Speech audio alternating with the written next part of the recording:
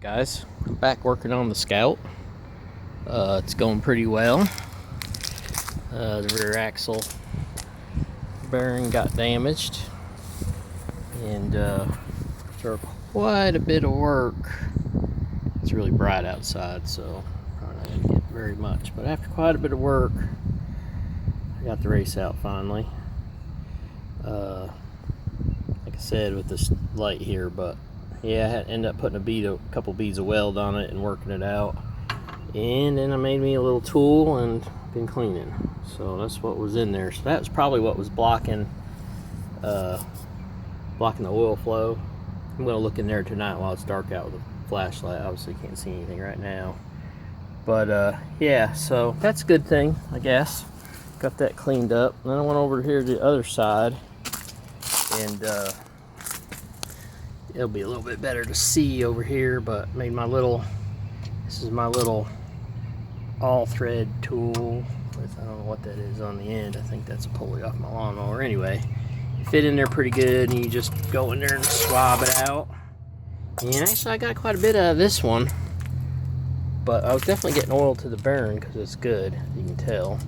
But the axle shaft, it needs to be cleaned up too, so I'll take that. I got a lathe at work, I can clean that up. So yeah, a little more cleaning.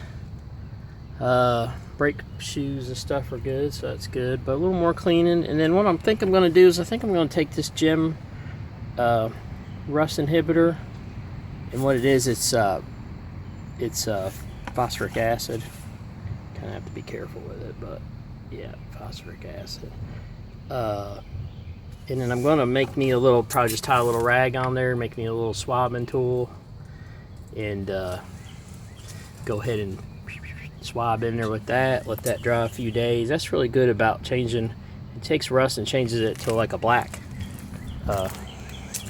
iron oxide, I guess. So yeah, that ought to prep it up pretty good. And the last thing is, covers got kind of bad on the bottom. You can see out here in the light, so probably gonna need a new cover. I mean, I'm gonna try and clean that up, but it's pretty corroded. I want it to seal good, so probably time for a new one.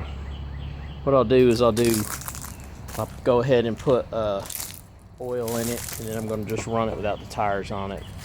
And then probably what I'm gonna do is make sure that I'm getting oil both sides. I'll just leave the drums on.